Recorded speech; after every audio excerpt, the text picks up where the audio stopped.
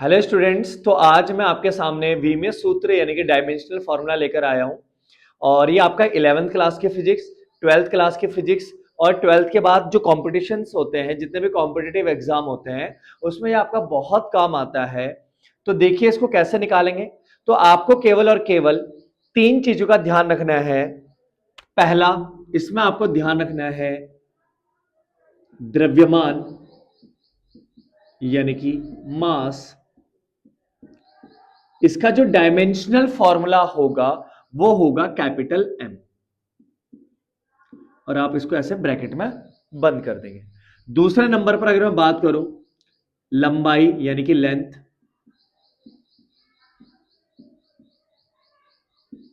Length किससे denote किया जाएगा? एल से।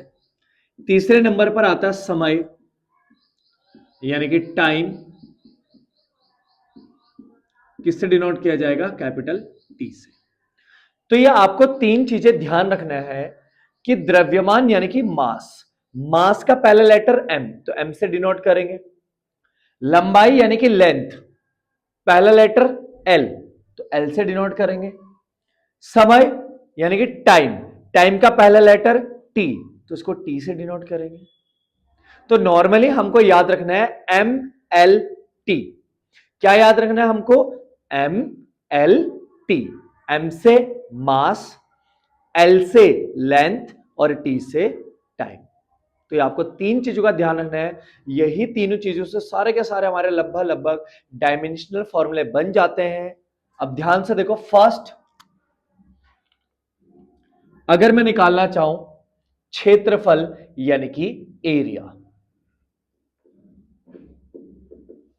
तो क्षेत्रफल यानी कि एरिया बराबर होता है लंबाई मल्टीप्लाई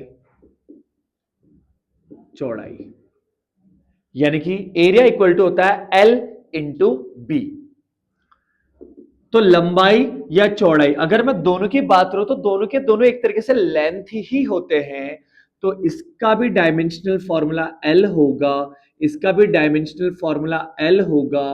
तो एल इंटू एल हो जाएगा आपका एल स्क्वायर।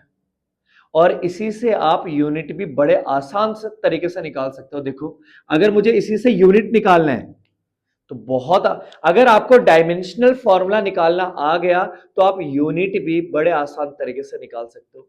तो एल का मतलब लेंथ, और लेंथ का जो यूनिट होता है वो होता है मीटर। स्क्वायर है तो मीटर स्क्वायर, तो मीटर स्क्वायर आ गया।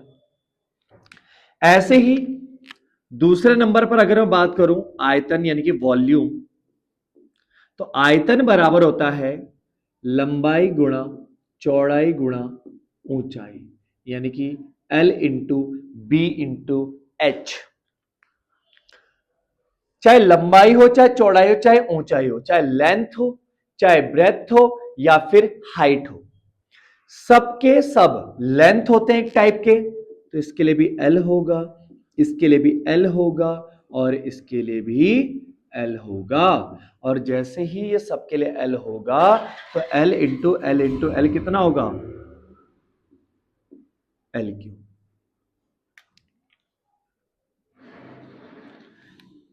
तो तीनों के लिए क्या होगा? एल होगा। तो जैसे ही एल इंटू एल करोगे तो क्या आ जाएगा आपका? L cube. ये इसका डायमेंशनल फॉर्मूला। और अगर मैं बात करूं इसके यूनिट की, इसके मात्रक की, तो बड़ा आसान है। एल का मतलब लेंथ, और लेंथ यानी कि मीटर इसका यूनिट होता है। क्यूब है तो उसका भी क्यूब लगा देंगे। इसी तरीके से एक और, घनत्व। घनत्व का मतलब होता है डेंसिटी बराबर द्रव्यमान बटे आयतन, यानी कि density equal to mass upon volume. तो आप ध्यान से देखिए, आपने मास, मास का डायरेक्ट है एम, तो आप यहां पे एम लिख दोगे, अपॉन आयतन यानी कि वॉल्यूम का क्या निकाल रखा है जस्ट अभी हमने? एल क्यूब, तो आप यहां पर एल क्यूब लिख दोगे।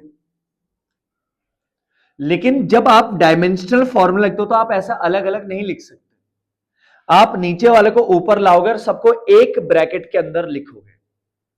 तो एल क्यूब को अगर मैं ऊपर लेके आ जाऊंगा तो क्या हो जाएगा, एल की पावर -3। तो इसको मैं लिख सकता हूं एम, और एल की पावर जब ऊपर आएगा तो एक ही ब्रैकेट के अंदर लिख देते हैं सबको। एल की पावर 3 को मैं लिखूंगा एल की पावर -3। ये बन जाएगा मेरा एम एल -3, डेंसिटी यानी कि घनत्व का डायमेंशनल फॉर्मूला। अगर मुझे इसकी यूनिट निकालनी है तो बड़ा आसान है यूनिट निकालना। एम का मतलब मास, एल का मतलब लेंथ। तो मास का होता है आपके पास यूनिट केजी, लेंथ का होता है आपके पास यूनिट मीटर की पावर -3। या मीटर को आप नीचे ले जाना चाहते हो तो आप इसको ऐसे भी लिख सकते हो, केजी पर मीटर क्यूब। तो आप डायमेंशनल फॉर्मूले से बड़े आसान तरीके से यूनिट भी निकाल सकते हो। अब जो नेक्स्ट है वो है 4th नंबर। तो 4th नंबर पे आपका नेक्स्ट मान लीजिए वेग, यानी कि वेलोसिटी, और वेग बराबर होता है विस्थापन बटे समय, यानी कि डिस्प्लेसमेंट अपॉन टाइम। अगर मुझे इसका निकालना है तो ध्यान से देखना, ऊपर क्या है विस्थापन यानी कि डिस्प्लेसमेंट, तो एक प्रकार की वो भी क्या होती है लेंथ। हमें इन तीनों में से ही यूज करना है।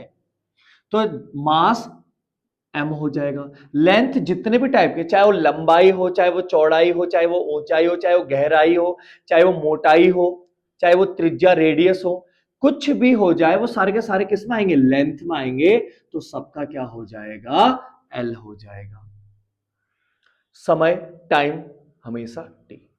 तो ऊपर विस्थापन है, तो विस्थापन क्या होता है, एक टाइप का लेंथ होता है, तो इसका क्या हो जाएगा एल अपॉन समय यानी कि टाइम का हो जाएगा टी। और जब आप टी को ऊपर लेके जाओगे तो एल तो अपनी जगह पे ही रहेगा। जब टी नीचे से ऊपर जाएगा तो ध्यान से देखना, यहां पर टी की पावर कुछ भी नहीं है, तो मैं टी की पावर को यहां पर क्या मान सकता हूं, यहां पर टी की पावर को मैं 1 मान सकता हूं। और जब ये ऊपर जाएगा तो टी की पावर क्या हो जाएगा, -1। ये सबको पता होना चाहिए कि नीचे से ऊपर और ऊपर से नीचे जाने पर पावर प्लस की माइनस हो जाती है और माइनस वाली पावर प्लस हो जाती है। ठीक है, और इसी से आप इसका यूनिट निकाल सकते हो। देखो ध्यान से, यूनिट एल का मतलब लेंथ, और लेंथ का यूनिट मीटर। टी का मतलब टाइम, टाइम का यूनिट सेकंड, तो मीटर सेकंड इनवर्स। या मीटर और सेकंड की पावर -1 को जब नीचे लेके आएंगे तो +1 हो जाएगा, तो मीटर पर सेकंड। आप इसको ऐसा भी लिख सकते हो। ठीक, उसके बाद नेक्स्ट आता है आपका त्वरण यानी कि एक्सेलरेशन। तो त्वरण बराबर होता है वेग बटे समय, वेग बटे समय यानी कि वेलोसिटी अपॉन टाइम।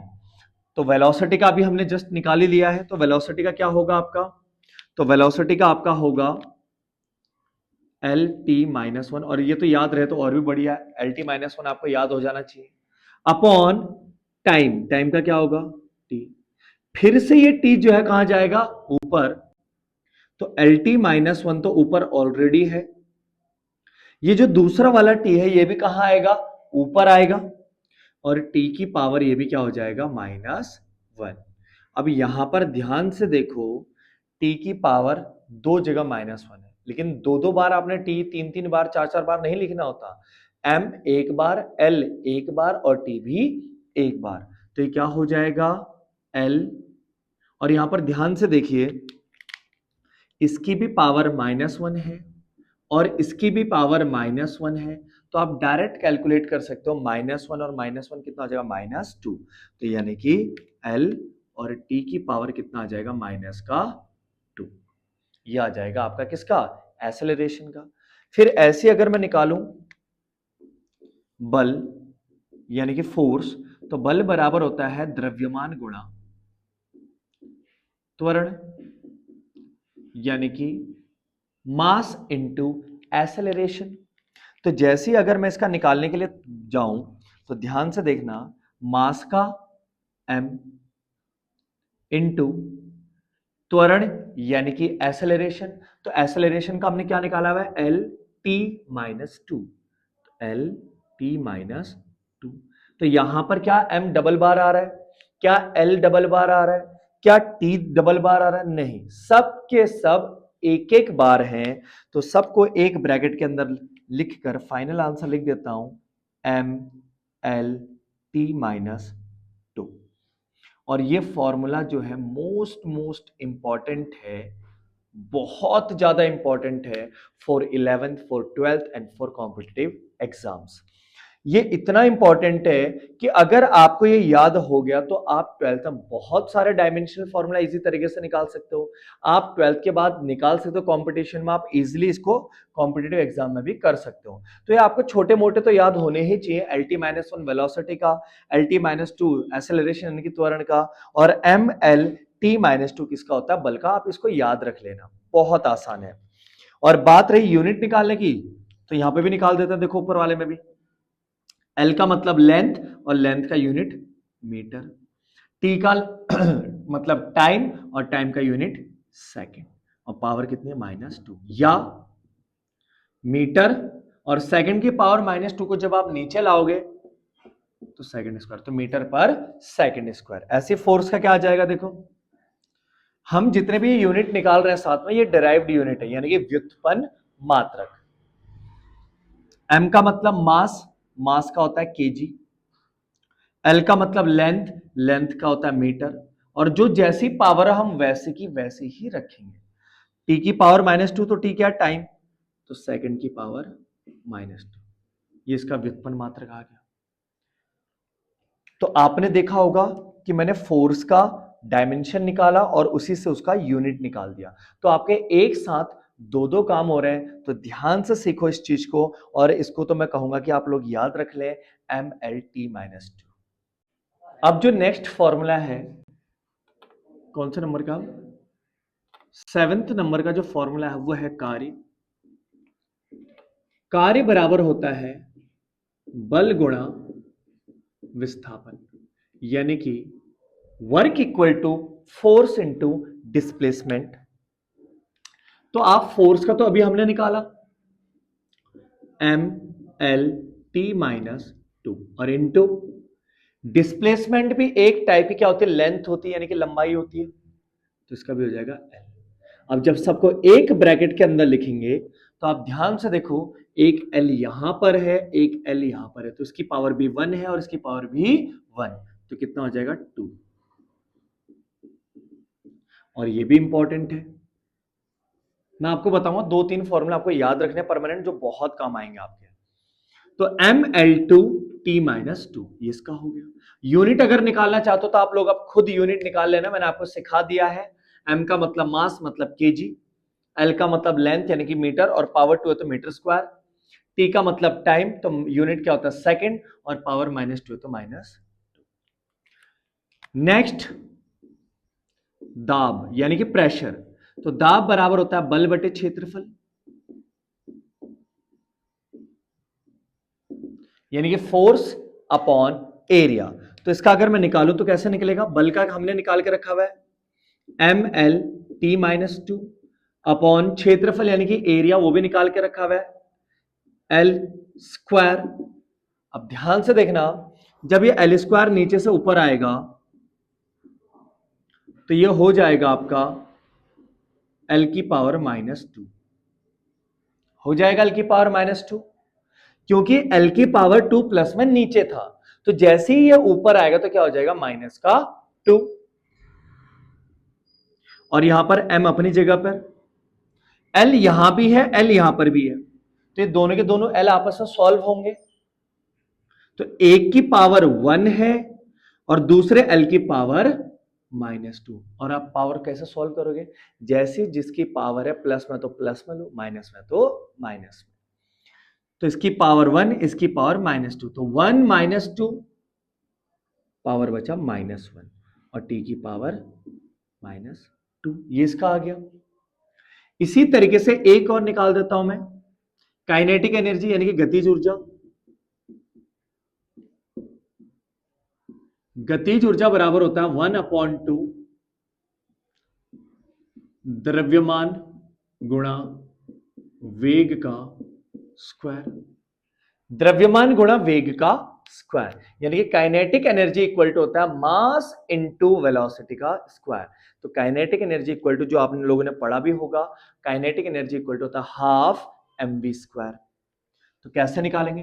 देखो हाफ 1/2 एक न्यूमेरिक वैल्यू है, आंकिक मान है, इसका कोई भी मात्रक या विमा नहीं होता। तो बचा क्या? मास। मास का क्या होता है? m।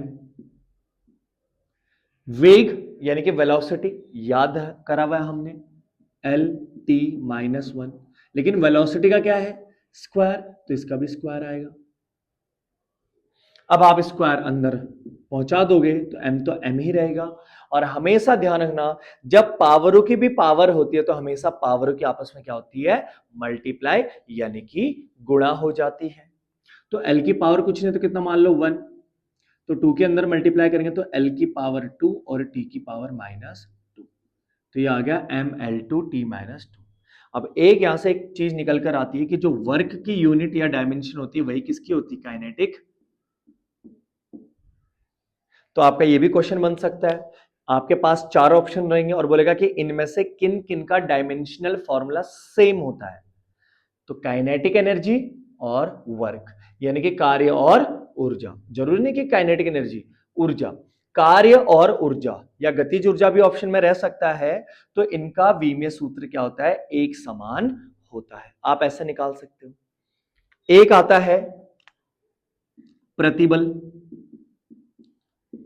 प्रतिबल बराबर होता है, प्रतिबल यानी कि स्ट्रेस बराबर होता है बल बटे क्षेत्रफल, यानी कि स्ट्रेस इक्वल टू होता है फोर्स अपॉन एरिया। तो आप ध्यान से देख सकते हो कि जो फॉर्मूला प्रेशर का है वही प्रतिबल यानी कि स्ट्रेस का है।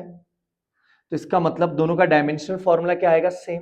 तो आप ऐसे फॉर्मूले याद करके इनका जब निकालना सीखोगे, लेकिन ध्यान रखना, ये निकालने के लिए आपको नॉर्मल इनके फॉर्मूले भी पता होने चाहिए कि भाई किस फिजिकल क्वांटिटी यानी कि भौतिक राशि का सूत्र क्या है, उसके अकॉर्डिंग आप ये निकाल पाओगे। फॉर्मूला ही याद नहीं होगा तो आप कैसे निकालोगे? तो ध्यान से देखो, इन दोनों का भी क्या हो जाएगा? सेम हो जाएगा। ठीक, एक और बता देता हूं, जैसे विकृति। विकृति मतलब स्ट्रेन। तो विकृति बराबर होता है लंबाई में परिवर्तन अपॉन प्रारंभिक लंबाई, यानी कि change in length upon initial length या original length. Strain equal to होता है change in length upon initial या ओरिजिनल लेंथ, यानी कि विकृति बराबर लंबाई में परिवर्तन बटे प्रारंभिक लंबाई। तो आप देखोगे दोनों ही जगह वर्ड यूज हो रहा है लंबाई लंबाई, ऊपर भी लंबाई नीचे भी लंबाई। भाई लंबाई तो लंबाई है, बदल तो नहीं सकती हो, चाहे वो परिवर्तन हो रहा हो बोल रहा है, चाहे कुछ भी शब्द आ जाए उसके साथ, लेकिन लंबाई तो लंबाई ही रहेगी। इसका मतलब ऊपर भी लंबाई है नीचे भी लंबाई है, मतलब ऊपर भी लेंथ और नीचे भी लेंथ। तो ऊपर भी एल आ जाएगा और नीचे भी एल आ जाएगा। और आप ध्यान से देखो, वैसे तो देखो एल से एल कट जाएगा, तो देखा जाए तो एल है ही नहीं, यहां पर कुछ है ही नहीं। तो यानी कि विकृति क्या है? एक डायमेंशन लेस क्वांटिटी है, यानी कि विकृति क्या है? एक विमाहीन राशि है, क्योंकि एल जब ऊपर जाएगा तो ये एल की पावर जो +1 है वो क्या हो जाएगी? -1। और दोनों देखो ए की पावर +1 ए की पावर -1, तो 1 - 1 कितना आएगा? 0। तो यानी कि ये आ गया एल की पावर 0। और किसी की भी पावर 0 होती है उसकी वैल्यू कितनी होती है? 1। तो एक तरीके से देखा जाए फाइनली यहाँ पर कोई भी डायमेंशन नहीं मिलेगी। तो विकृति क्या है? एक डायमेंशन लेस क्वांटिटी है। आया समझ में आप सभी को? लास्ट इसी टाइप में आता है आपका एक और, कोण, यानी कि एंगल। कोण बराबर होता है चाप बटे त्रिज्या, यानी कि आर्क अपॉन रेडियस। कोण बराबर चाप बटे त्रिज्या, यानी कि आर्क अपॉन रेडियस। तो चाहे मैं चाप बोलूं या आर्क, रेडियस बोलूं या त्रिज्या, क्या दोनों की दोनों में लेंथ होती है? ये भी तो एक लेंथ ही है, किसी चीज की लंबाई ही तो बता रहे हैं ये भी। तो ये भी लंबाई है और ये भी लंबाई है, तो ऊपर भी एल नीचे भी एल एल से एल कैंसिल हो सकता है, या मैं ऐसे लिख सकता हूँ एल की पावर 1 और एल की पावर -1, और ये हो जाएगा एल की पावर 0। इसका मतलब कोण, कोण भी क्या है, एक विमाहीन राशि है, यानी कि डायमेंशन लेस क्वांटिटी है। ठीक, लेकिन अगर हम बात करूं विकृति, अभी जो हमने निकाला था विकृति यानी कि स्ट्रेन, उसकी कोई भी विमा नहीं होती और उसका मात्रक भी नहीं होता। क्यों? ऊपर भी लंबाई नीचे भी लंबाई, उसका कोई मात्रक नहीं होता। तो वो विमाहीन राशि के साथ साथ मात्रकहीन राशि भी है, यूनिट लेस क्वांटिटी के साथ साथ डायमेंशन लेस क्वांटिटी भी है। लेकिन अगर हम बात करें कोण की, तो कोण की डायमेंशन तो नहीं आ रही है, तो इसका मतलब यह भी एक डायमेंशन लेस क्वांटिटी है, लेकिन यह मात्रकहीन राशि नहीं है, यह यूनिट लेस क्वांटिटी नहीं है, क्योंकि इसका यूनिट क्या होता है, रेडियन। इसका यूनिट होता है रेडियन। तो इसका मतलब कह सकते हो आप कि हर कोई विमाहीन राशि मात्रहीन राशि नहीं हो सकती।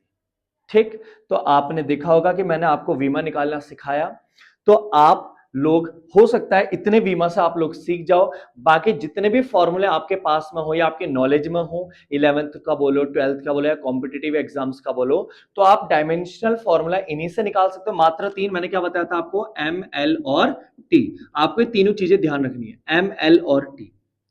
एम, एल, टी, मास, लेंथ, टाइम, मास, लेंथ, टाइम, ये तीन चीजों से आपका निकलेगा। अगर 12th से रिलेटेड एक बोलो, तो अगर वहां पर करंट आता है कभी, जैसे धारा, इलेक्ट्रिक करंट, तो उसके लिए आप ए यूज कर सकते हो। ए करंट का क्या होता है यूनिट, एम्पियर, तो आप ए से इसको डिनोट कर सकते हो। बाकी जो मेन है आपके ये 3 है, आप ध्यान से निकालना, इनको सीखना, और आप लोग इसी तरीके से फीडबैक देते रहें और कमेंट करते रहें, ताकि मेरे को ये पता चल सके कि मैं सही भी पढ़ा पा रहा हूं या नहीं पढ़ा पा रहा हूं, या आपको अच्छा लग रहा है नहीं लग रहा है। तो आप मुझे कमेंट जरूर करते रहें और अपना फीडबैक देते रहें। Thank you.